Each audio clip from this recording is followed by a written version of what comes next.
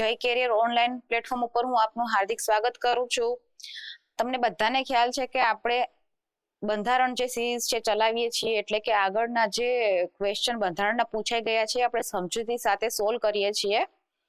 હવે આપણે 4 પાર્ટ છે પહેલા જોઈ ગયા છીએ, અત્યારે આપણે 5મો પાર્ટ જોવાના છીએ. જો તમે આગળના 4 પાર્ટ ના જોયા હોય તો તમે જોઈ લેજો, કારણ કે શું થશે કે 2015 થી 2025 સુધીના જે ક્વેશ્ચન છે આપણે સોલ્વ કરીએ છીએ તો એક્ઝામનું જે લેવલ બદલે છે, ટ્રેન્ડ બદલે છે, એ તમને ખ્યાલ આવશે. જો તમે અત્યારે વચ્ચે કૂદકો મારશો તો તમને થોડુંક ટફ પડી શકે, કારણ કે શું થશે કે સ્ટેટમેન્ટ વાળા હવે ચાલુ થઈ જશે. ધીમે ધીમે તમે તમારું બેઝિક નોલેજ હશે, તમે જે આગળના જે ક્વેશ્ચન છે સોલ્વ કરશો તો તમને તમારી જાત ઉપર કોન્ફિડન્સ આવશે. ધીમે ધીમે તમારી જે ક્રિટિકલ થિંકિંગ છે ને ડેવલપ થશે, અને તમે ક્વેશ્ચન જેમ વધારે અટેમ્પ્ટ કરશો એમ વધારે તમે બીજા ક્વેશ્ચન સોલ્વ કરી શકશો. કે તમને ના આવડતું હોય તો પણ તમે થોડું ઘણું છે 50-50% રેશિયોમાં તમે સોલ્વ કરી શકો. બરાબર, તો ચાલો અત્યારે આપણે 5મો પાર્ટ છે ચાલુ કરીએ છીએ. તમારે બધા એક કામ કરવાનું છે કે જ્યારે પણ ક્વેશ્ચન સ્ક્રીન ઉપર આવે વિડીયો પોઝ કરી અને થોડીક વાર વાંચી અને તમારે શું કરવાનું છે, કમેન્ટમાં આન્સર છે લખી દેવાનો છે. બરાબર, બાકી તો તમને સોલ્વ કરાવી દઈશ. ચાલો,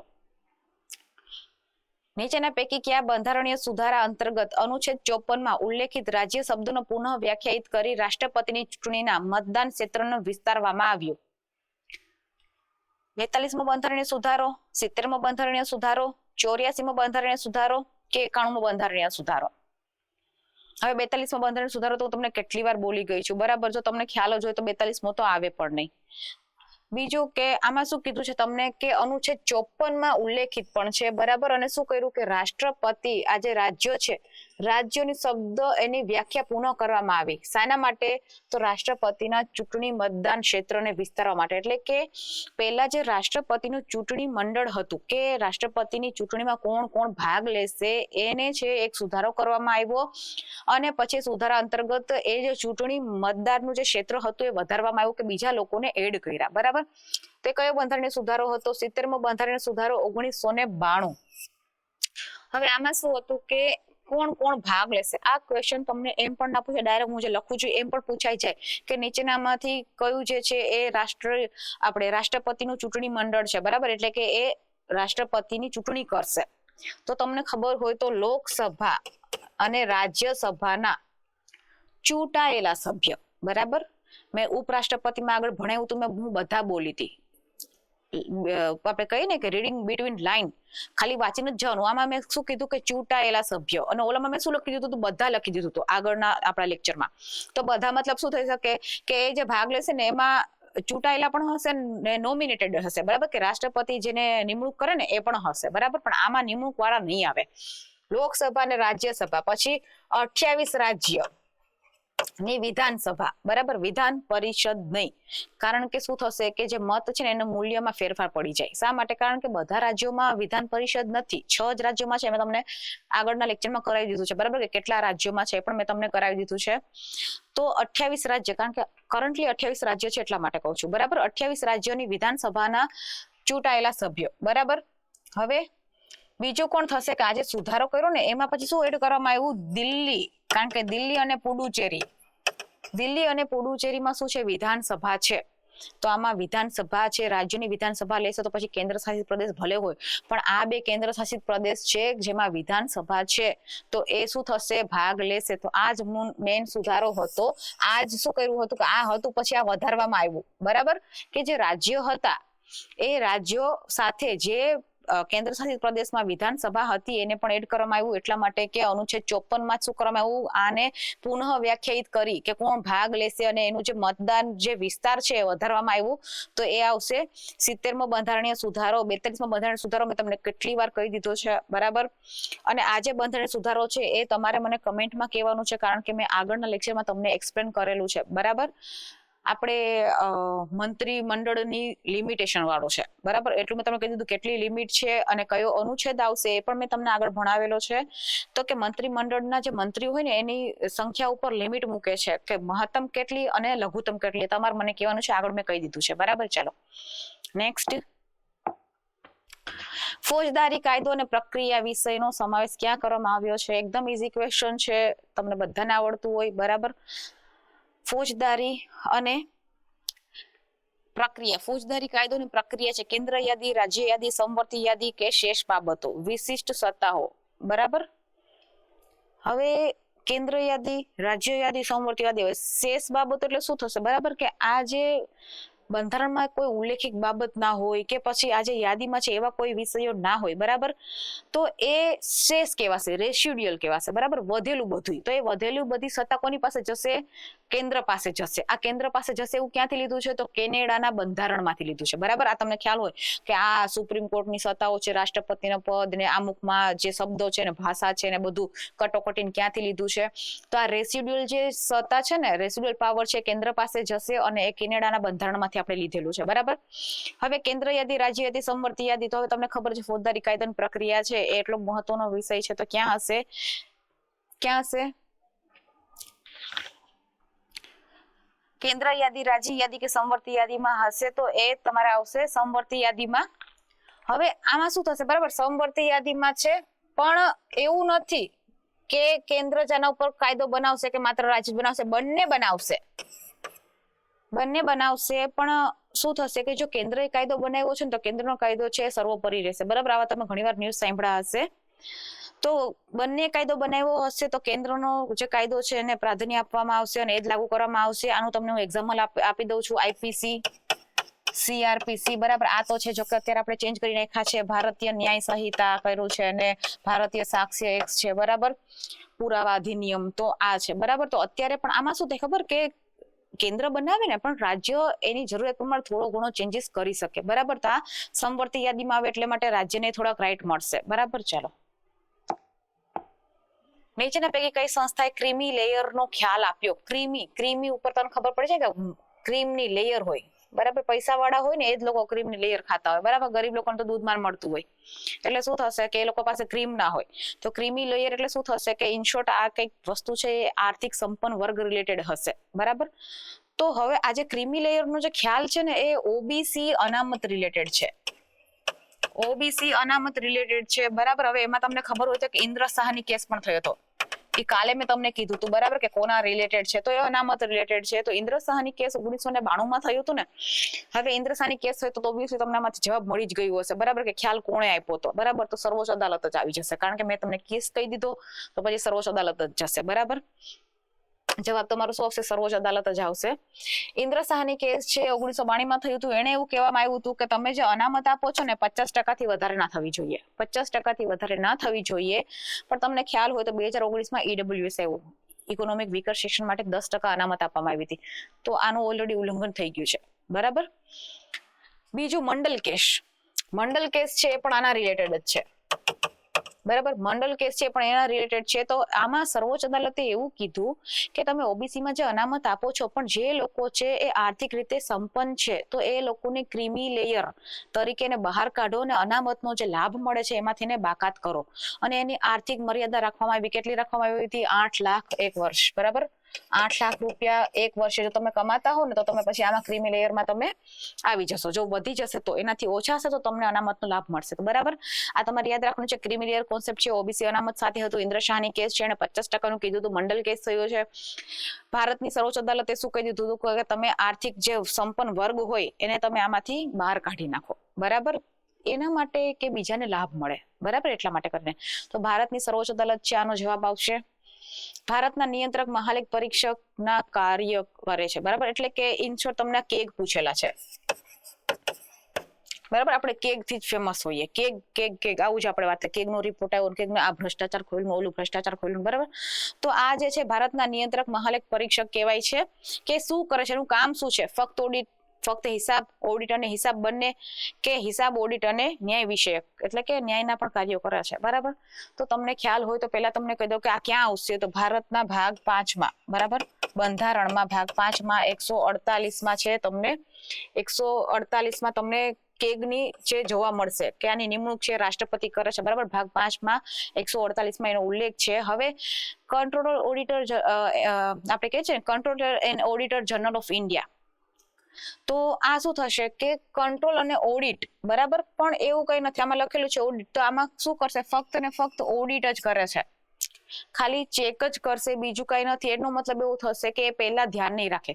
તમે પૈસા ખર્ચ કરી નાખ્યા પછી તમારું શું થશે, તમે હિસાબ આપશો એના ઉપર જોશે. પણ એવું નહીં જોવે કે તમે પૈસા ખોટી જગ્યાએ ખર્ચ કર્યા છે કે શું કામ કર્યા છે, એ પહેલા નહીં જોવે. જો પહેલા જોવો તો તમે રોકી શકો, બરાબર. આ એક એનું લિમિટેશન છે. તમે મેન્સ કદાચ કોઈ આપતા હો તો તમે વાંચેલું હોય વધારે રીતે સારી રીતે, તો આની લિમિટેશન છે કે કેકની આપણે એક જ વાતે ટીકા થાય છે કે આ બધું પતી જાય ને પછી આવે. કે પહેલા આવે તો શું થાય કે તમે નાણાંનો વ્યય થાય તમે રોકી શકો, કે તમે કહી શકો કે ભાઈ આ વસ્તુ નહીં ચાલે, અહીંયા તમે ખર્ચ ના કરો, અહીંયા જરૂરત છે. પણ એવું નથી થતું. એ શું કરે છે, ફક્ત ઓડિટ જ કરે છે છેલ્લે. હવે આ છે ને બંધારણીય સંસ્થા છે, બરાબર. 148 નો ઉલ્લેખ છે ભાગ 5 માં હિસાબ. હવે હિસાબ છે ને એ સીજીએ કરે છે, બરાબર. Controller general of accounts. Account કઈ ને, એકાઉન્ટ આપણે કહીએ ને એમાં જે હિસાબ થતો હોય, બરાબર. તો આ છે એ કોના અંદર આવશે, તો કે નાણાં મંત્રાલય હેઠળ આવે છે, બરાબર. આ શું કરશે, બધું હિસાબ રાખે છે. આ જે છે હિસાબ રાખે છે, ઓડિટ છે એ કેક કરશે, બરાબર. પણ બંને કામ છે આ હિસાબી જ કરે છે. પણ આ નો મુખ્ય શું છે કે આ બંધારણીય નથી. આ નાણાં મંત્રાલય હેઠળ આવે છે ને આ શું છે, બંધારણીય છે. જે વસ્તુનો ઉલ્લેખ બંધારણમાં હોય એને બંધારણીય સંસ્થા કહેવાશે, કે કોઈ પણ પદ છે બંધારણમાં હશે તો એને બંધારણીય કહેવાશે. બંધારણની બહાર હશે બધા બાહ્ય બંધારણીય કહેવાશે, વૈધાનિક કહેવાશે, બરાબર. કે એક્ઝિક્યુટિવ ઓર્ડરથી જે બનાવેલા હોય પદ એ બધું હશે, બરાબર. જેવી રીતે મેં તમને નીતિ આયોગ કાલે કીધું હતું. આપણે આગળ જોશું કે આગળ હું તમને કહીશ કે લઘુમતી આયોગ છે, બરાબર. એ એક વૈધાનિક સંસ્થા છે, બરાબર. ચલો આમાં તમારો જવાબ આવશે ફક્ત ઓડિટ. સંસદની જાહેર હિસાબ સમિતિના વડા તરીકે લોકસભાના વિરોધ પક્ષના સભ્યો હોવાનું કારણ શું છે? Public account committee. એકાઉન્ટ એટલે પૈસા વૈસા આવતા હશે, પબ્લિક લખેલું છે, બરાબર. તો જાહેર સમિતિ થશે. તો હવે એમાં એવું કહેવામાં આવ્યું છે કે જે તમે વિરોધ પક્ષના નેતા છે એને અધ્યક્ષ રાખો છો તો એનું કારણ શું છે? આમાં ક્યાંય ઉલ્લેખ કરેલો છે તો નહીં, ક્યાંય ઉલ્લેખ નથી. તો શું છે? આ એક પરંપરા છે, બરાબર. બંધારણમાં કેનો ક્યાંય ઉલ્લેખ નથી તો તમે આને રાખજો. પણ આ શું માટે કે 1967 થી આ નક્કી કરવામાં આવ્યું. 1967 થી આ એક પરંપરા ચાલી આવે છે કે જે જાહેર હિસાબ સમિતિ હશે, પબ્લિક એકાઉન્ટ કમિટી, બરાબર. એના જે હેડ હશે કોણ હશે? વિરોધ પક્ષના હશે. એના માટે શું થશે કે સત્તાધારી છે જે અત્યારે સત્તામાં હશે એ શું કરશે? એ તો કોઈ લૂપ હોલ્સ કે કોઈ વસ્તુ કે એવું બધું નહીં બતાવે, એનો તો લાભ લેશે. પારદર્શિતા નહીં હોય એટલે કે સરકારના ખર્ચ ઉપર નજર રહી, પારદર્શિતા રહે એટલા માટે સરકારની બહારનો વિરોધ પક્ષના કોઈ પણ હોય એને લેવામાં આવવાની પરંપરા ચાલુ થઈ છે. આ ક્વેશ્ચન બહુ ઇમ્પોર્ટન્ટ છે, બરાબર. બધા ક્વેશ્ચન પૂછાયેલા છે, આગળ પણ પૂછાઈ શકે, બરાબર. તો આ એક પરંપરા છે 1967 થી ચાલુ થઈ છે, બરાબર. ચલો હવે અત્યારે સીસી ની એક્ઝામ આવવાની છે, ગ્રુપ એ ગ્રુપ બી, બરાબર. પ્રિલિમ્સ તમે બધા આપવાના જશો. જો તમે આની એક સચોટ રીતે તૈયારી કરવા માંગતા હોવ તો જય કેરિયર ઓનલાઈન દ્વારા છે, બહુ ઓછા પૈસામાં એટલે કે માત્ર ને માત્ર 99 રૂપિયામાં છે આ કોર્સ તમારા માટે લોન્ચ કરવામાં આવ્યો છે. ઓફર મર્યાદિત સમય માટે છે. તમે ડેમો લેક્ચર જોઈ શકો છો. પછી તમારે આગળ વધવું હોય, તમારો કોર્સ પરચેસ કરવો હોય તો તમે જઈ કેરિયર ઓનલાઈન ઉપર છે, ત્યાંથી તમે એપ્લિકેશન પ્લે સ્ટોરમાંથી ડાઉનલોડ કરી અને તમે એને પરચેસ કરી શકો છો. તમારે કોઈ ક્વેરી હોય, કંઈ પણ પૂછવું હોય, વધારે માહિતી કંઈક પૂછવી હોય કે બીજું કંઈ તમારે કોઈ પણ અન્ય બીજા કોઈ કોર્સ માટે પણ માહિતી જોતી હોય તો તમે જે સ્ક્રીન ઉપર નંબર આપેલા છે એના ઉપર તમે ફોન કરી અને તમે માહિતી મેળવી શકો છો, બરાબર. ચાલો, ભારતીય બંધારણ અનુચ્છેદ 280 નાણાં પંચની જોગવાઈ કરે છે તો એ કેવી છે? 280 માં છે એટલે કે આની સત્તા કેવી છે? તો તમને ખબર જ છે કે 280 માં નાણાં પંચ છે એનો ઉલ્લેખ છે, બરાબર. કે દર 5 વર્ષે રાષ્ટ્રપતિ છે એ નાણાં પંચની નિમણૂક કરશે કે જે તમને બધું પૈસા છે એલોકેટ કરશે કે સેન્ટ્રલ સ્ટેટ વચ્ચે છે, આપણે કે હોરિઝોન્ટલ ને વર્ટિકલ, બરાબર. હોરિઝોન્ટલ અને વર્ટિકલ છે એટલે કે ઊભું અને આડું, આવી રીતે કે કેન્દ્રનું જે છે અને રાજ્ય વચ્ચે પૈસાની વહેંચણી કરશે, બરાબર. તો એ સંસ્થા કેવી છે? એક તો વાત કહી દો કે આ બંધારણીય સંસ્થા કહેવાશે, બરાબર. ફાઇનાન્સ કમિશન એ બંધારણીય સંસ્થા કહેવાશે. અત્યારે તમને ખબર છે કે 16મું નાણાં પંચ, બરાબર. 16મું નાણાં પંચ છે એના અધ્યક્ષ કોણ છે? અરવિંદ પનગઢિયા છે, બરાબર. એમનો રિપોર્ટ આપી દીધો છે અને કદાચ કંઈક બીજો એક રિપોર્ટ બાકી છે એવું કંઈક છે, બરાબર. પણ એ અત્યારે 16મું નાણાં પંચ છે. હવે આ જે છે કેવી સંસ્થા છે? તો આ શું કરશે? તમને બોલાવી શકે, તમારી પાસે દસ્તાવેજ માંગી શકે, તમારી પાસે પુરાવા માંગી શકે, પણ અંતિમ નિર્ણય નહીં આપી શકે. અંતિમ નિર્ણય નહીં આપે. એટલે નિર્ણય નહીં આપે, ન્યાય નહીં કરી શકે, ન્યાયિક સત્તા નથી એની પાસે. એટલે નહીં, અડધી સત્તા છે, અદાલત જેવી અડધી સત્તા છે. તમને બોલાવશે, તમારી પાસે સાક્ષ્ય માંગશે, પુરાવા માંગશે, દસ્તાવેજ માંગશે, તમારે આપવા પડશે, બરાબર. પણ એના આધારે તમને ન્યાય નહીં કરી શકે, તમને અંતિમ નિર્ણય નહીં આપી શકે. તો શું થયું? કેવી થઈ ગઈ? અડધી સત્તા છે. તો અડધી સત્તા થઈ ગઈ તો કેવી થઈ ગઈ? અર્ધ ન્યાયિક સત્તા થઈ ગઈ, બરાબર. અર્ધ ન્યાયિક સંસ્થા છે એ ફાઇનાન્સ કમિશન છે, ઇઝી ક્વેશ્ચન છે, પૂછાયેલો ક્વેશ્ચન છે અને આગળ પણ પૂછવાના ચાન્સીસ વધારે છે. ચલો,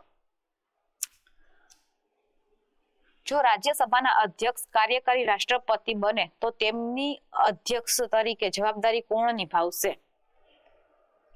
કહેવાનો મતલબ એવો છે કે જ્યારે પણ સભાપતિ છે રાષ્ટ્રપતિ બનશે. હવે તમને પાછું બોટાદ ન ચડવાનું, 64 માં શું કીધું છે? ઉપરાષ્ટ્રપતિ શું હશે? એક્સ ઓફિશિયલ મેમ્બર હશે. એટલે કે તમે ઉપરાષ્ટ્રપતિ બનશો તો તમે શું થશો? સભાપતિ છે બની જશો, બરાબર. અમુક વસ્તુ ફ્રીમાં મળે ને આ પદ ફ્રીમાં મળે અમને, બરાબર. ઉપરાષ્ટ્રપતિ છે અનુચ્છેદ 64 મુજબ શું થશે? સભાપતિ થશે. હવે સભાપતિ પણ આ તો શું થશે? ઉપરાષ્ટ્રપતિ છે. તો હવે જ્યારે રાષ્ટ્રપતિ નહીં હોય તો પછી કોણ એમની ફરજ બજાવશે? તો એમની ફરજ શું કોણ બજાવશે? ઉપરાષ્ટ્રપતિ. હવે ઉપરાષ્ટ્રપતિ ગયા તો સભાપતિ તો ખાલી થઈ ગયા ને, કારણ કે ઉપરાષ્ટ્રપતિ એક સાથે બે ફરજ ના નિભાવી શકે. એ રાષ્ટ્રપતિ અને સભાપતિ બંને ના રહી શકે, બરાબર. તો એનો મતલબ શું થયો? સભાપતિ તો એ ઉપરાષ્ટ્રપતિ જ છે, તો પાછું રાષ્ટ્રપતિનું પદ ખાલી થઈ જાય, બરાબર. એટલે કે ત્યાંથી શું થશે કે ઉપરાષ્ટ્રપતિ જશે એટલે સભાપતિનું પદ ખાલી થશે. તો તેની જગ્યાએ કોણ આવશે? એની પછી જે નીચે હશે નાયબ સભાપતિ, જેને આપણે ડેપ્યુટી અધ્યક્ષ કહેતા હોઈએ, બરાબર. ડેપ્યુટી સ્પીકર એવું કહેતા હોઈએ, પણ આમાં આપણે સભાપતિ કહીએ છીએ. તો આ નાયબ અધ્યક્ષ છે, ડેપ્યુટી સ્પીકર છે, ડેપ્યુટી અધ્યક્ષ છે, બરાબર. એ આવશે. આ ક્યાં લખેલું છે? તો બંધારણમાં 91 માં લખેલું છે, બરાબર. મારા ઘરની વાત નથી. આ ક્યાંથી આવી છે? બંધારણમાં 91 માં આર્ટિકલ છે, એમાં લખેલું છે આ, બરાબર. કે જ્યારે પણ ઉપરાષ્ટ્રપતિ છે એ કાર્યકારી રાષ્ટ્રપતિ બનશે તો એમનું જે પદ ખાલી થશે ત્યાં કોણ જશે? નાયબ અધ્યક્ષ જશે રાજ્યસભામાં. હવે તમને હું કહી દઉં કે આ 2 વાર થયેલું છે. વીવી ગિરી છે જ્યારે હતા રાષ્ટ્રપતિ ત્યારે, અને વેંકટ રમન જ્યારે હતા ત્યારે જ આ પદ છે ખાલી થયું હતું, અને પછી નાયબ અધ્યક્ષે તેમની પદ છે સંભાળ્યું હતું, બરાબર. આ 2 વખત થયેલું છે. આવું સ્ટેટમેન્ટમાં ક્યારેક પૂછાઈ જાય કે આવી વસ્તુ 2 વખત થયેલી છે, 3 વખત થયેલી છે, તો તમને કહી દઉં છું અત્યાર સુધી 2 વખત થયેલી છે, બરાબર. ચાલો નેક્સ્ટ, આનો જવાબ શું આવશે? નાયબ અધ્યક્ષ આવશે. ભારતીય સંવિધાનના અનુચ્છેદ 312 અન્વયે રાજ્યસભા ખાલી જગ્યાનું ગઠન કરવાની ભલામણ કરવાની વિશિષ્ટ અધિકાર છે. એટલે કે રાજ્યસભાનો 312 હેઠળ વિશિષ્ટ અધિકાર છે. શેનો અધિકાર છે? મેં તમને આગળ કહી દીધું છું કે આમાં છે ને રાજ્યસભા છે ને પાવરફુલ છે. તો શું થશે? કેમાં થશે? જળ વિવાદ ટ્રિબ્યુનલમાં થશે, વહીવટ ટ્રિબ્યુનલ, નવી અખિલ ભારતીય સેવાઓ કે ક્ષેત્રીય પરિષદ? તો શેમાં થશે? નવી અખિલ ભારતીય સેવાઓમાં. એટલે કે ઓલ ઇન્ડિયા સર્વિસીસમાં શું થશે? કોણ પાવરફુલ છે? રાજ્યસભા. રાજ્યસભાને એવું લાગે કે ભાઈ અમારે નવી અખિલ ભારતીય સેવા છે બનાવવી છે, તો અમે બનાવી શકીએ. આ તમને ખ્યાલ જ છે કે 312, બરાબર. આમાં મેં તમને કીધું હતું કે ભાગ 14 માં છે યુપીએસસી, જે આપણે state public service commission, joint public service commission, બરાબર. 2 કે 3 રાજ્યો ભેગા થઈને જોઈન્ટ પબ્લિક સર્વિસ કમિશન પણ બનાવી શકે છે, બરાબર. તો આમાં એને વિશિષ્ટ અધિકાર આપ્યો છે. મેં તમને કીધું હતું કે 1947 માં છે ને 2 જ આપણે ઓલ ઇન્ડિયા સર્વિસ હતી, બરાબર. એક હતું આઈએસ, કાલે લેક્ચરમાં લાસ્ટ લેક્ચરમાં છે મેં તમને સમજાવી દીધું છે, બરાબર. પછી આઈએફઓ થઈ છે, બરાબર. એટલે કે forest service, Indian forest service છે થઈ છે. કેન્દ્ર અને રાજ્ય બંનેમાં કામ કરશે, બરાબર. આમાં તાત્કાલિક નિયંત્રણ છે ને કોનું હશે? રાજ્યનું હશે. તમને ડાયરેક્ટ મોકલી દેશે, પણ તમારે આગળ જે ફાઇનલાઇઝ પ્રોસેસ કરવી હશે ને એ કેન્દ્ર કરશે, બરાબર. આગળ આપણે ભણશું જીપીએસસી ના ક્વેશ્ચન, એમાં તમારે આવશે આ ક્વેશ્ચન પૂછાય છે કે જે અખિલ ભારતીય સેવાના અધિકારી હોય છે એના ઉપર તાત્કાલિક નિયંત્રણ રાજ્યનું હોય છે, પણ લાંબા ગાળાનું જે મતલબ કે ફાઇનલ ડિસિઝન છે કેન્દ્ર સરકાર લે છે, બરાબર. તો આ 2 પેલા સેવા હતી, આ પાછળથી બની. અને આઈએફએસ, બરાબર, Indian foreign service. Indian foreign service છે એ વિદેશી સેવા છે, કેન્દ્ર સરકાર હેઠળ જ આવે છે, ગ્રુપ એ સર્વિસ છે, બરાબર. અત્યારે આ 3 જ છે એ ખાલી ઓલ ઇન્ડિયા સર્વિસ છે, પણ તમને ખ્યાલ હોય તો તમને લાસ્ટમાં કીધું હતું, અત્યારે કહું છું કે ઓલ ઇન્ડિયા જ્યુડિશિયલ સર્વિસ છે બનાવવાની વાત છે, જે આપણે કોર્ટનું છે ભારણ ઘટાડશે અને સ્પીડી જસ્ટિસ પ્રોવાઈડ કરશે, ઝડપી ન્યાય આપશે, બરાબર. તો એવું કંઈક વાત ચાલે છે, બરાબર. મેડિકલની વાત ચાલતી હતી, પણ આ બધું ચાલતું હોય, બરાબર. પણ અત્યારે 3 જ છે, એટલે તમે મગજમાં એવું ના આવે કે આ વાત ચાલતી હતી તો ફાઇનલ થઈ ગયું હશે, તો ફાઇનલ નથી થયું, અત્યારે 3 જ છે, બરાબર. ચાલો, કોણે ભારતીય સંઘને કેન્દ્રીયકરણનું વલણ ધરાવતો સંઘ તરીકે કહ્યું છે? બરાબર. એટલે કે સ્ટ્રોંગ સેન્ટ્રલાઇઝ્ડ ટેન્ડન્સી. કે સ્ટ્રોંગ પાવર છે. એની ટેન્ડન્સી છે ને કે આ તમને ખ્યાલ જ હોય કે જ્યારે કટોકટી લાગે ત્યારે બધા પાવર છે કેન્દ્રમાં જતા રહે, એટલે કે એકીકૃત થઈ જાય છે, કેન્દ્રીય થઈ જાય છે, બરાબર. તો આવું કીધું કોણે છે કે ભારત છે એને સ્ટ્રોંગ સેન્ટ્રલાઇઝિંગ ટેન્ડન્સી છે, તેવું કોણે કીધું છે? આઇવર જેનિંગ્સે કીધું છે, બરાબર. આમણે કીધું છે, આ બ્રિટિશ બંધારણના નિષ્ણાંત છે, બરાબર, એમણે કહ્યું છે આ. અને આ જે ગ્રેનવિલ ઓસ્ટિન છે એમણે શું કહ્યું હતું? એમણે એવું કહ્યું હતું કે ભારત છે કોઓપરેટિવ ફેડરલિઝમ વાળું છે, બરાબર. તો આ ક્યારેક પૂછાઈ જાય તમારે, પણ કોર્નર સાઇડ ક્વેશ્ચન છે, બરાબર. વધારે એનું ટેન્શન નહીં લેવાનું.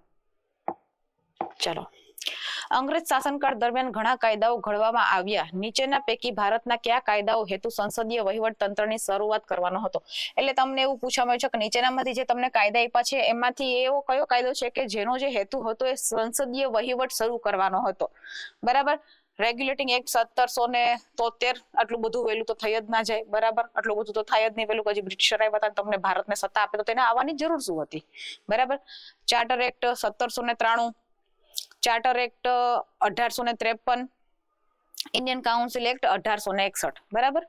તો ચાર્ટર એક્ટ 1853 છે એનો સાચો જવાબ છે, બરાબર. ચાર્ટર એક્ટ 1853 છે એમાં શું થયું હતું કે વિધાન અને વહીવટ, વિધાન અને વહીવટ, વિધાન એટલે કે કાયદા બનાવવા, વૈધાનિક, હું કહું છું તમને ઘણી વાર બોલી છું, વૈધાનિક સંસ્થા, બરાબર, જે કાયદા દ્વારા બનાવવામાં આવેલું છે. વિધાન અને વહીવટ છે એ બંને અલગ કરવામાં આવ્યા. અને શું કહે, ગવર્નર જનરલ પરિષદ હતી એમાં 6 સભ્ય છે નીમવામાં આવ્યા, જે શું કરતા હતા? કાયદા બનાવવાનું કામ કરતા હતા, બરાબર.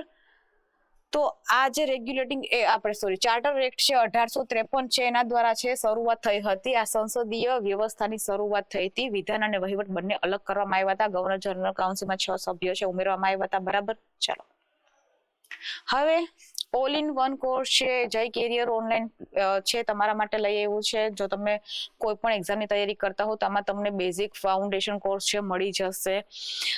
આજે છે તમને 9999 નો કોર્સ છે એ ઓફર ચાલે છે, એટલા માટે કરીને તમને માત્ર ને માત્ર 1999 માં આપશે. અને ટાઈમ પીરિયડ ખાસો છે, બરાબર. 1 વર્ષ છે કે માત્ર તમે 2000 રૂપિયામાં તમે 1 વર્ષ સુધી છે એ બધી એક્ઝામની તૈયારી કરી શકો છો. તમે આનો ડેમો જોઈ શકો છો, બરાબર. આમાં તમને કરંટ અફેરની પીડીએફ પણ મળશે, બધા રેકોર્ડેડ મળશે, કરંટ અફેરના લેક્ચર પણ મળશે. અને મોટી વસ્તુ એવું છે કે તમને ટેસ્ટ સિરીઝ પણ મળશે કે તમે વાંચી અને પછી શું કરો, તમારું જે નોલેજ છે કે તમે કયા સબ્જેક્ટમાં વીક છો એ તમે તમારી રીતે તમે આઈડેન્ટિફાઈ કરી શકો છો અને વધારે મહેનત કરી શકો છો, બરાબર. પ્લે સ્ટોર ઉપર જય કેરિયર ઓનલાઈન એપ્લિકેશન છે, ડાઉનલોડ કરી આ કોર્સના વિડીયો જોવો છો. પછી તમારે જો પરચેસ કરવું હોય તો તમે ઓનલાઈન ત્યાંથી પરચેસ કરી લો. અને કોઈ પણ ક્વેરી હોય તો જે સ્ક્રીન ઉપર નંબર આપેલા છે એના ઉપર કોન્ટેક્ટ કરી અને તમે વધારાની માહિતી મેળવી શકો છો. ઓકે, ચાલો. ભારતીય બંધારણના કયા સુધારા અંતર્ગત શિક્ષણ અધિકારને મૂળભૂત અધિકાર તરીકે સમાવવામાં આવ્યો? આ મેં આગળના લેક્ચરમાં કેટલી વાર બોલ્યું છે, બરાબર. કે કયો બંધારણીય સુધારો છે એ શિક્ષણ માટે હતો અને એ બંધારણીય સુધારા દ્વારા એને મૂળભૂત અધિકાર, ફંડામેન્ટલ રાઇટ છે બનાવવામાં આવ્યો. કયો છે? આઈ હોપ તમને બધાને આવડતું હશે, બરાબર. 86મો બંધારણીય સુધારો, બરાબર, 2002 માં કરવામાં આવ્યો હતો, બરાબર. 86મો બંધારણીય સુધારો 2002 કરવામાં આવ્યો. અને એનાથી શું થયું? તો અનુચ્છેદ 21 હતો, એમાં અનુચ્છેદ 21A ઉમેરવામાં આવ્યો. અને 6 થી 14 વર્ષના બાળકને મફત અને ફરજિયાત શિક્ષણની જોગવાઈ કરવામાં આવી. એટલે કે બાળકોને રાઈટ આપી દીધો કે તમે 6 થી 14 વર્ષના હો તો તમારે મફત અને ફરજિયાત શિક્ષણ છે તમે લઈ શકો છો. તમને આ શિક્ષણ માટે કોઈ ના પાડી શકતું નથી. એ 86મો બંધારણીય સુધારો કરવામાં આવ્યો. અને તમને ખ્યાલ, તમે આગળ તમને 45મો અનુચ્છેદ કીધો હતો, બરાબર. 0 થી 6 વર્ષના બાળકની અર્લી ચાઇલ્ડહુડ અને એજ્યુકેશન માટે છે. બીજું મેં તમને આ 21 કીધું હતું, બરાબર. રાઈટ ટુ એજ્યુકેશન છે, રાઈટ ટુ એજ્યુકેશન કાયદો પણ લઈ આવ્યા છીએ, બરાબર. એ પણ બાળકોના શિક્ષણ માટે જ છે. અને બીજું 51A, બરાબર, ફંડામેન્ટલ ડ્યુટી. આ બહુ ઇમ્પોર્ટન્ટ આર્ટિકલ છે. તમે કોઈ સીસી મેન્સ લખશો તો આ પણ તમે સાંભળેલું હશે તો તમે લખી શકશો. એજ્યુકેશન માટે બાળકો માટે થયેલા સુધારા, તમે 1, 2, 3, 4 વસ્તુ લખો અને આ એક સુધારો ડાયરેક્ટ અહીંયાથી લખી દો, બરાબર. તો તમને સીસી નું 5 માર્કનું ક્વેશ્ચન તમારું ઇઝીલી થઈ જાય. બરાબર ને શોર્ટમાં તમને 2 કે 3 માર્કમાં પૂછાય તો તમે ડાયરેક્ટ મેન્શન કરી શકો કે આ વસ્તુ છે, આ વસ્તુ છે. પછી આ બાળકો માટે તો ઘણા બધા છે, તમને ખ્યાલ હોય તો ઇન્ટિગ્રેટેડ ચાઇલ્ડ ડેવલપમેન્ટ પ્રોગ્રામ એ ચાલે છે, પેન્સિલ પ્રોગ્રામ ચાલે છે. પછી તમને ખ્યાલ હોય તો હેગ કોન્ફરન્સ થઈ હતી 2010માં, પણ બાળકો માટે હતી. બરાબર, એ બહુ વધારે આગળનું વાત છે, પણ આટલું તો તમને બંધારણ પ્રમાણે આવડવું જોઈએ કે તમે તલાટી મેન્સ આપો, સીસી મેન્સ આપો તો તમે ઇઝીલી લખી શકો. પછી આપણામાં એટલી ટેન્ડન્સી હોવી જોઈએ કે આપણે 2 માર્કનો 3 માર્ક કરી શકીએ, 3 માર્કનો પાછો 2 માર્ક કરીને 5 માર્કનો કરીએ. બરાબર, આવું થવું જોઈએ કે 2 માર્કમાં ખાલી પોઈન્ટ જ લખવાના હોય, 3 માર્કમાં 2 લાઈન લખવાની હોય, 5 માર્કમાં એક પેજ આખું તમારે ભરવાનું, એટલે તમે થોડુંક વધારે લખી શકો. બરાબર, ચાલો.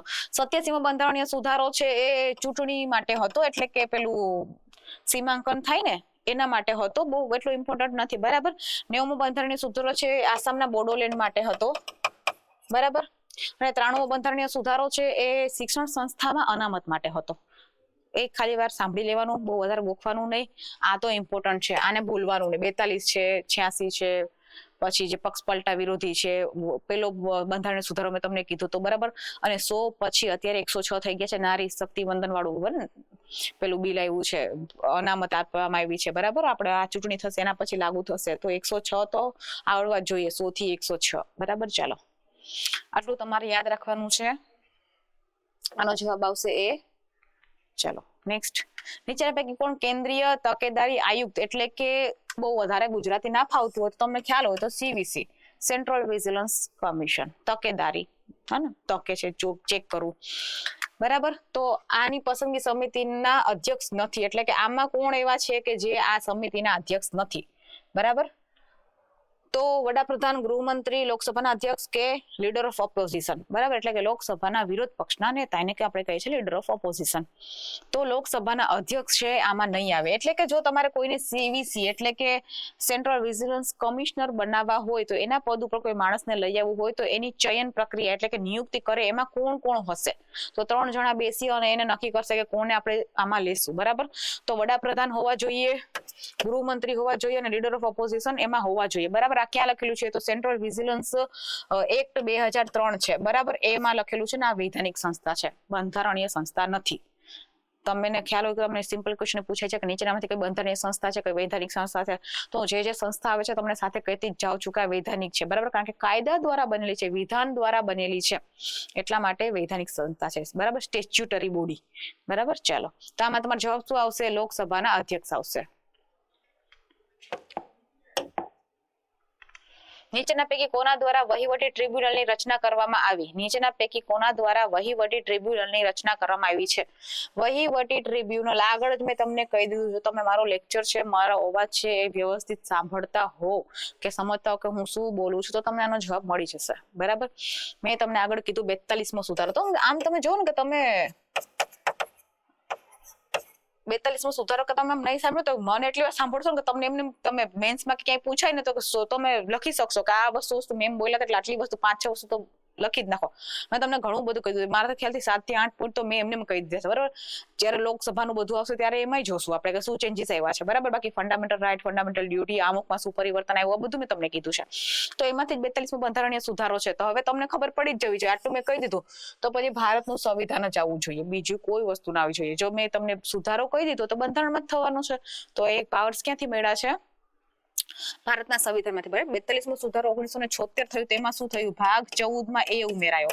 હવે મેં તમને કીધું જ છે કે કોઈ પણ તમે જ્યારે પણ આર્ટિકલ વાંચતા હોય ત્યારે એમાં પાછળ A, B કેવું બધું લખેલું હોય ને તો એ પાછળથી ઉમેરાયેલા છે, ઓરિજિનલ કોન્સ્ટિટ્યુશનમાં નહોતા. બરાબર, પાછળથી ઉમેરાયેલા છે.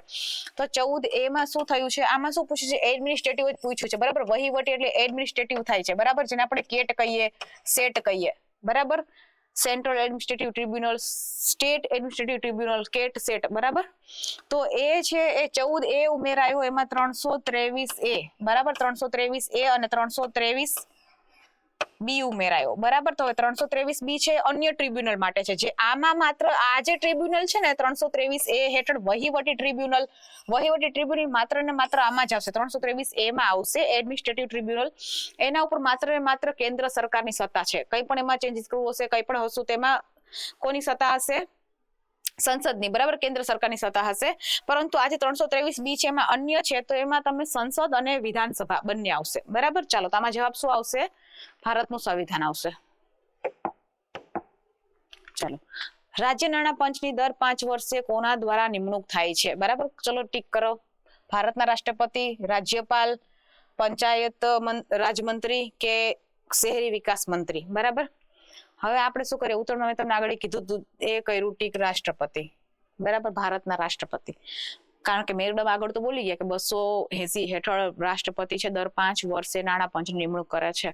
પણ એ નાણાં પંચ કેન્દ્રનું હતું ભાઈ, આ રાજ્યનું છે. બરાબર, તો મેં તમને કહી દીધું છે કે કેન્દ્રમાં જે જગ્યાએ રાષ્ટ્રપતિ આવશે એ જ રાજ્યમાં એની જગ્યાએ રાજ્યપાલ આવશે. બરાબર, એની જગ્યાએ રાજ્યપાલ આવશે.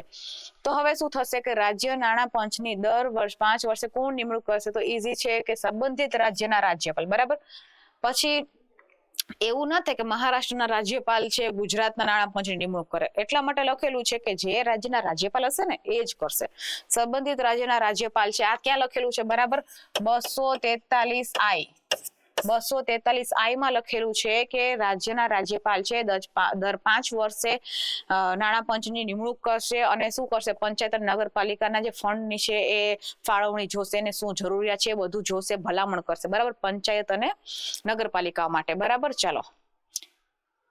243 એમને સિમ્પલ પૂછાયેલો છે કે રાજ્ય નાણાં પંચ નો ઉલ્લેખ ભારતના બંધારણના કયા અનુચ્છેદમાં છે? તો 243I. બરાબર, ચલો યાદ રાખજો. નીચેના પૈકી કોના કલ્યાણ માટેની તમામ યોજનાઓનો ખર્ચ કેન્દ્ર સરકાર ઉઠાવશે એવું બંધારણ સુનિશ્ચિત કરે છે? હવે તમને એવું પૂછેલું છે કે એસસી/એસટી કે લઘુમતી. બરાબર, આ અનુસૂચિત જાતિ એટલે શું થશે? શિડ્યુલ કાસ્ટ થશે. આ શિડ્યુલ ટ્રાઇબ થશે. Schedule cast and schedule tribe. બરાબર, અને આ લઘુમતી માઇનોરિટી. તો આ 4 માંથી ટોટલ ખર્ચ છે એ કેન્દ્ર સરકાર ઉઠાવશે. તો કોણ છે કે એનો ટોટલ ખર્ચ છે એ કેન્દ્ર સરકાર ઉઠાવશે? હવે એટલું તમને ખબર છે કે જો આપણું કોઈ 100% ખર્ચ કોઈ બીજું ઉપાડતું હોય ને તો આપણે બહુ પ્રિવિલેજ, બહુ પાછળના કે આમ પાછળ હાસ્યમાં ધકાયેલા વ્યક્તિ હોઈએ. બરાબર, બાકી નોર્મલી આપણે આપણો ખર્ચ આપણું કામકાજ બધું કરી શકતા, પણ આનો બધો ખર્ચ કેન્દ્ર સરકાર ઉપાડશે. તો તમને નોર્મલી ખ્યાલ આવી જાય કે શિડ્યુલ ટ્રાઇબ, બરાબર, આદિવાસી જનજાતિ, અનુસૂચિત જનજાતિ, આદિવાસી આપણે જેને કહીએ, બરાબર, જે જંગલમાં ને રહેતા હોય, બરાબર, એનો ટોટલ ખર્ચ છે કોણ ઉપાડશે? કેન્દ્ર સરકાર. તો આનો જવાબ કોણ આવશે?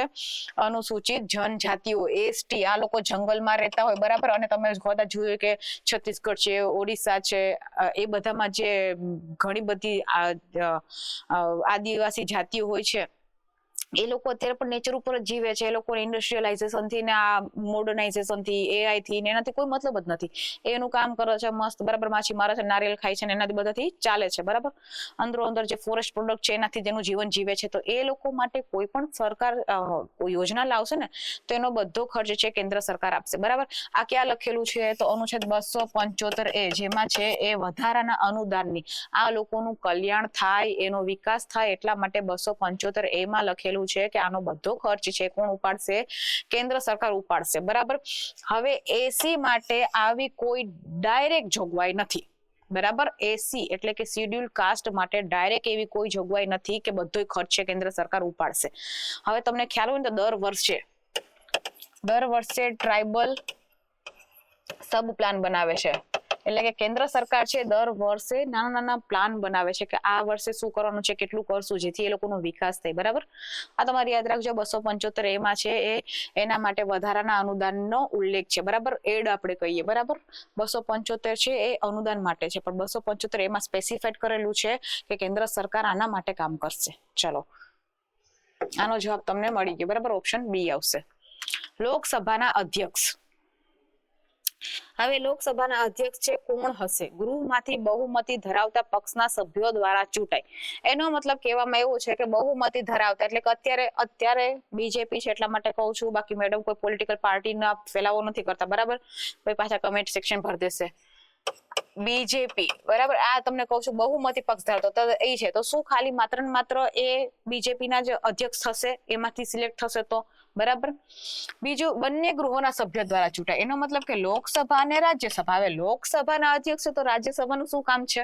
એટલું તો કોમન સેન્સ આપણને આવે ને કે લોકસભાના અધ્યક્ષ તો રાજ્યસભાના સભ્ય શું કામ એમાં પાર્ટ લેશે? બરાબર, બીજું રાષ્ટ્રપતિ દ્વારા વડાપ્રધાન સાથે પરામર્શ કરીને નિમાય. બરાબર, હવે નિમાતા તો નથી, આ તો તમને ખ્યાલ જ છે કે પ્રોટેમ સ્પીકર હોય છે ને પછી આ લોકો બધા ભેગા થાય અને એમાંથી જ એકને ચૂને, બરાબર. એટલે શું થશે કે પોતાના સભ્યમાંથી જ એક ચૂંટાશે, બરાબર. એટલે કે લોકસભાના જ સભ્યો છે બધા, કોઈ પાર્ટી વાર્ટી કોઈ જોવામાં નહીં આવે, બધા ભેગા મળશે, વોટિંગ કરશે અને શું થશે એમાંથી એકને, પોતાનામાંથી એક, બરાબર, એને જ સિલેક્ટ કરશે. આ ક્યાં લખેલું છે? અનુચ્છેદ 93 લખેલું છે. ભારતીય બંધારણના અનુચ્છેદ 93 લખેલું છે કે લોકસભાના અધ્યક્ષ હશે એ જે લોકસભાના બધા સભ્યો છે એમાંથી એક હશે અને લોકસભાના અધ્યક્ષ દ્વારા જ ચૂંટાશે, રાજ્યસભા આમાં આવશે નહીં, બરાબર. ચાલો, તો જવાબ શું આવશે? ડી. નીચેના પૈકી કઈ સંસદીય સમિતિ નથી? નીચેના પૈકી કઈ સંસદીય સમિતિ નથી? વ્યાપાર સલાહકાર સમિતિ, અનુસૂચિત જાતિ જનજાતિઓની કલ્યાણ માટેની સમિતિ, લઘુમતી કલ્યાણ માટેની સમિતિ કે લાભના પદો માટેની સંયુક્ત સમિતિ, બરાબર. તો આમાં લઘુમતી કલ્યાણ સમિતિ છે એવી કોઈ સમિતિ નથી, બાકીની બધી છે એ સંસદ સમિતિ છે, બરાબર. 24 જેટલી છે સ્થાયી સમિતિઓ છે. વ્યાપાર સલાહકાર સમિતિ આ પણ સમિતિ છે, આ પણ સમિતિ છે, આ પણ સમિતિ છે, પણ લઘુમતી કલ્યાણ સમિતિ છે એવી કોઈ સમિતિ નથી, બરાબર. રાષ્ટ્રીય લઘુમતી આયોગ છે, રાષ્ટ્રીય લઘુમતી આયોગ છે, વૈધાનિક છે, બરાબર. બંધારણીય સંસ્થા નથી, બરાબર. માઇનોરિટી કમિશન, બરાબર, નેશનલ માઇનોરિટી કમિશન છે એ બંધારણીય નથી. જેવી રીતે એસસી એસટી બંધારણીય છે 338 A 338 B, બરાબર. એવી રીતે જે છે ઓબીસી ને એ બધું છે એ ક્યાં છે? બંધારણીય છે, કારણ કે બંધારણમાં એનો ઉલ્લેખ છે, પરંતુ આનો ઉલ્લેખ બંધારણમાં નથી. તો આ કેવી સંસ્થા થઈ ગઈ?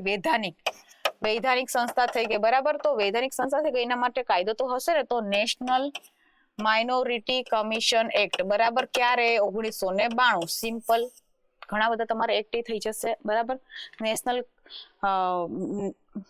માઇનોરિટી કમિશન એક્ટ, બરાબર, 1992 તેની સ્થાપના થઈ છે. તો વૈધાનિક સંસ્થા છે. લઘુમતી કલ્યાણ સમિતિ છે આનો જવાબ આપશે, જે સંસદીય સમિતિ નથી.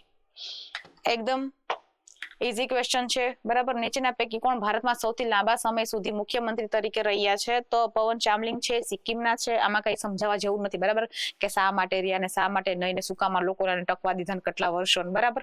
આ કઈ તમારે એટલું બધું વિચારવાનું નથી, બરાબર. મારા ખ્યાલથી લગભગ 24 વર્ષ ને 165 દિવસનો રેકોર્ડ છે અને અત્યાર સુધી એનો રેકોર્ડ તૂટ્યો નથી, પણ મારા ખ્યાલમાં એવું છે કે એના પછી લગભગ બિહારના નીતિશ કુમાર, લગભગ, એમાં શ્યોર નથી હું, પણ આમાં તો હું કહું છું 24 વર્ષ અને 165 દિવસ જેવું છે એમનો રેકોર્ડ છે ને, અત્યારે પણ એનો રેકોર્ડ તૂટ્યો નથી, બરાબર. ચાલો, ડોક્ટર BR આંબેડકર ખાલી જગ્યાના મુદ્દા બાબતે નહેરુ મંત્રીમંડળમાંથી કાયદા પ્રધાનના હોદ્દા ઉપરથી રાજીનામું આપી દીધું. આમાં એવું કીધું છે કે એવો તો કયો વિવાદ થયો હતો? નહેરુ એડમિનિસ્ટ્રેશન હતું, બરાબર. નહેરુ એડમિનિસ્ટ્રેશન હતું ત્યારે આંબેડકરજી કાયદા મંત્રી હતા, તો એમની વચ્ચે કયા બિલને લઈને વિવાદ થયો હતો? અને 1951માં એમણે છે કાયદા મંત્રી પદ ઉપરથી રાજીનામું આપી દીધું, બરાબર. હવે હું તમને એક વાત કહી દઉં કે મારાથી થોડુંક મિસ્ટેકમાં બોલાઈ ગયું, બરાબર, કે નહેરુ ગવર્મેન્ટ, પણ સોરી ગવર્મેન્ટ ના હોય, બરાબર. ગવર્મેન્ટ તો દેશની જ હોય, ઇન્ડિયન ગવર્મેન્ટ, બરાબર. આપણે એવું કહીએ ઇન્ડિયન ગવર્મેન્ટ, પણ આપણે અત્યારે સાંભળતા હોઈએ કે નોર્મલી કહીએ કે Gandhi government, Indira Gandhi government, Nehru government કે XYZ કોઈ પણ હોય એને ગવર્મેન્ટ, પણ ગવર્મેન્ટ એનું ના હોય, બરાબર. એના નામ સાથે તો ખાલી એટલું લાગે ભારત સરકાર, ઇન્ડિયન ગવર્મેન્ટ, બરાબર. તો ગવર્મેન્ટ છે ને માત્ર કોઈ પણ દેશ સાથે જ જોડાય. આપણે બોલવું હોય ને કે કોણે કર્યું? તો ઇન્ડિયન ગવર્મેન્ટે, બરાબર.